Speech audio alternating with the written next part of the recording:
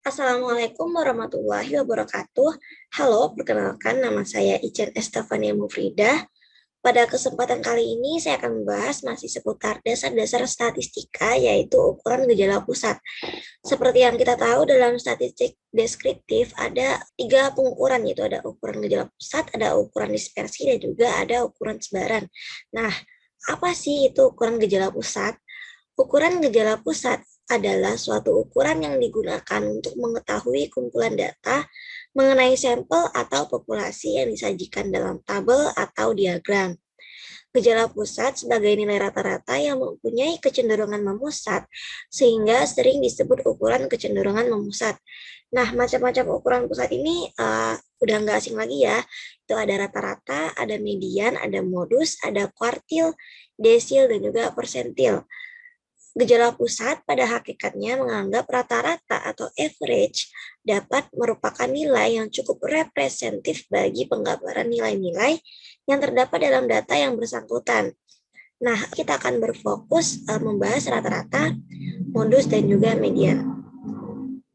Nah, rata-rata kita udah tahu rata-rata adalah nilai rata-rata dari suatu data. Nah, ini kita kelompokkan menjadi tiga, yaitu ada data tunggal, dengan seluruh nilainya berfrekuensi 1. Ada data kelompok dan juga ada rata-rata gabungan. Nah, rata-rata ini dinotasikan dengan X bar. Untuk data tunggal, perumusannya adalah X bar sama dengan total dari keseluruhan data atau jumlahnya dibagi dengan banyak datanya. Kalau untuk data kelompok, perumusannya adalah X bar sama dengan sigma dari frekuensi dari masing-masing interval dikali dengan nilai tengah dari masing-masing interval dibagi dengan banyaknya data.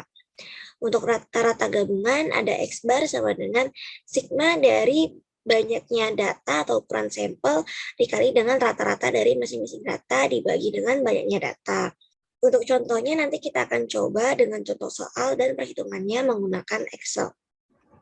Nah, selanjutnya ada modus. Modus adalah nilai yang paling banyak muncul.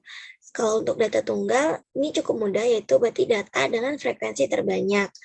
Jadi kita cukup lihat data dengan frekuensi terbanyak, maka nilai dari data tersebut akan menjadi representatif bagi suatu data. Kalau untuk data kelompok bisa kita lihat di sini perumusannya adalah modus sama dengan B ditambah P dikali dengan B1 dibagi B1 ditambah B2, di mana B adalah batas bawah kelas interval frekuensi terbanyak atau batas bawah kelas interval modus, dan P adalah panjang kelas interval. B1 adalah frekuensi kelas modus dikurangi frekuensi kelas sebelum modus, dan B2 adalah frekuensi kelas modus dikurangi kelas setelah modus. Selanjutnya ada median. Median adalah suatu nilai yang membagi distribusi data menjadi dua bagian yang sama besar atau suatu nilai yang membagi 50% frekuensi bagian atas dan 50% frekuensi bagian bawah. Nah, ini kita kelompokkan juga menjadi dua, ada data tunggal dan ada data kelompok. Untuk data tunggalnya juga dibagi lagi menjadi banyak data yang ganjil dan banyak data yang genap. Untuk banyak data yang ganjil ini perumusannya adalah nilai median sama dengan X atau nilai data ke N ditambah 1 dibagi 2, di mana N ini adalah banyaknya data. Misalkan kita punya banyak data ini 11, maka N-nya ada 11. Jadi nilai mediannya adalah X atau nilai data ke 11 ditambah 1, 12 dibagi 2, yaitu 6. Maka nilai mediannya adalah nilai data ke 6. Dan untuk yang banyak datanya genap, perumusannya adalah X N dibagi 2 ditambah X N dibagi 2 tambah 1 dibagi 2. Misal kita punya banyak datanya itu 10, maka nilai mediannya adalah data ke-5 ditambah data ke-6 dibagi 2. Misal data ke-5-nya 4, data ke-6-nya 5.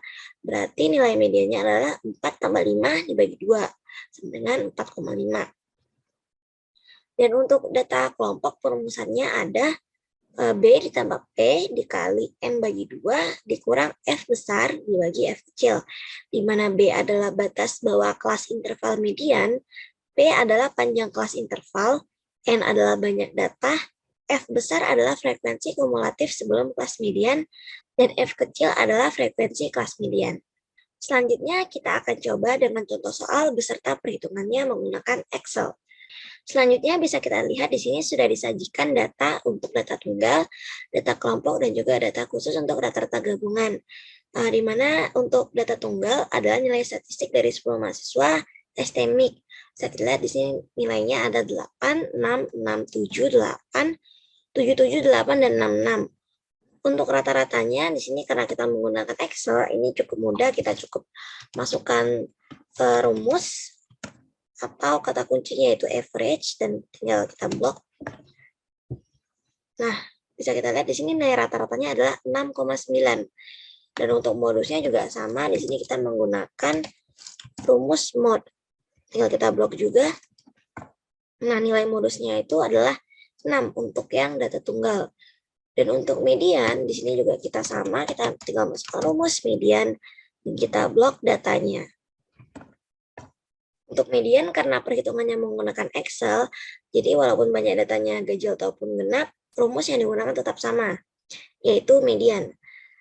Nah, untuk data tunggal ini sudah aman, selanjutnya kita lihat untuk data kelompok. Di sini adalah rentang nilai matematika siswa kelas 6. Bisa kita lihat nih, untuk kelasnya ada rentangnya dari 0 sampai 20, 21 sampai 40, 41 sampai 60, 61 sampai 80, dan 81 sampai dengan 100. Dengan masing-masing frekuensi sebagai berikut, dan ini adalah banyak siswa kelas 6 yaitu 35. Untuk nilai rata-ratanya, ini ada sigma dari frekuensi dikali dengan nilai tengah. Nah, ini kita hitung dulu nilai tengah di sini adalah 10. Sini ada 30, 50, 70, dan juga 90. Ini tinggal kita kalikan.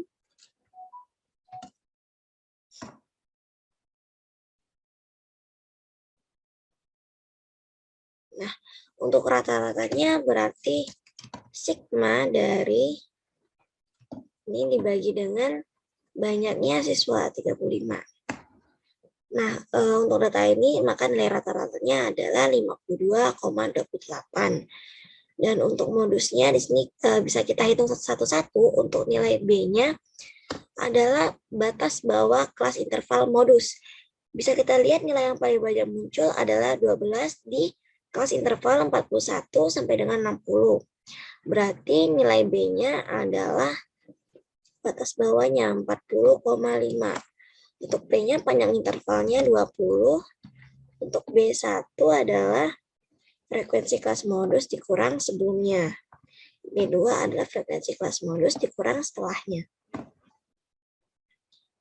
Nah, bisa langsung kita hitung. B ditambah dengan P dikali dengan B1 dibagi B1 ditambah B2. Untuk nilai modus dari data kelompok adalah 56,5. Selanjutnya ada median, sama ini nilai B-nya berarti kelas interval mediannya. Bisa kita lihat di sini nilai tengahnya juga ada di kelas interval 41 sampai dengan 60. Berarti nilai B-nya sama 40,5. Panjang intervalnya sama 20. N-nya 35 dibagi 2. F-nya adalah frekuensi kumulatif sebelum kelas interval mediannya, berarti sigma dari kelas interval 2 sebelumnya. Dan F kecilnya adalah frekuensi dari kelas interval median.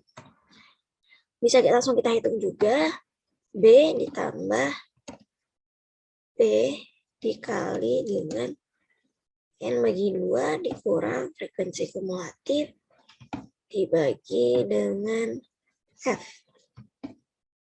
Ini kita kasih kurung lagi. Nah, untuk nilai median dari data kelompoknya adalah 54,67. Yang terakhir untuk contoh kasus yang rata-rata gabungan, di sini misalkan kita punya data 3 subsampel masing-masing berukuran 10, 6, dan 8. Dengan rata-rata masing-masing sampel 145, 118, dan 162. Nah, ini cukup kita kalikan juga banyak ukuran sampel dari masing-masing data dikali dengan rata-ratanya. Lalu Sigma dari rata-rata dikali ukuran sampelnya dibagi dengan sigma dari ukuran sampel. Nah, untuk rata-rata gabungannya adalah 143,92. Selanjutnya kita akan bahas kelebihan dan kekurangan masing-masing dari ukuran pusat. Yang pertama ada rata-rata. Untuk kelebihannya adalah dia lebih populer dan lebih mudah digunakan. Dan dalam satu set data, rata-rata selalu ada dan hanya ada satu rata-rata. Dalam perhitungannya pun selalu mempertimbangkan semua nilai data. Nilai rata-rata tidak peka terhadap penambahan jumlah data, kecuali jika penjumlahan itu adalah data yang nilainya ekstrim. Dan rata-rata variasinya adalah yang paling stabil. Nilai rata-rata juga cocok digunakan untuk data yang homogen. Nah, untuk kekurangannya, seperti yang sudah disebutkan tadi, nilai rata-rata sangat peka terhadap data ekstrim. Jika data ekstrimnya banyak, rata-rata menjadi kurang mewakili. Rata-rata juga tidak dapat digunakan untuk data yang kualitatif dan tidak cocok untuk data yang heterogen. Selanjutnya ada modus, kelebihannya adalah tidak dipengaruhi oleh data ekstrim dan cocok digunakan untuk data kuantitatif maupun kualitatif. Dan kekurangannya, modus tidak selalu ada dalam satu set data.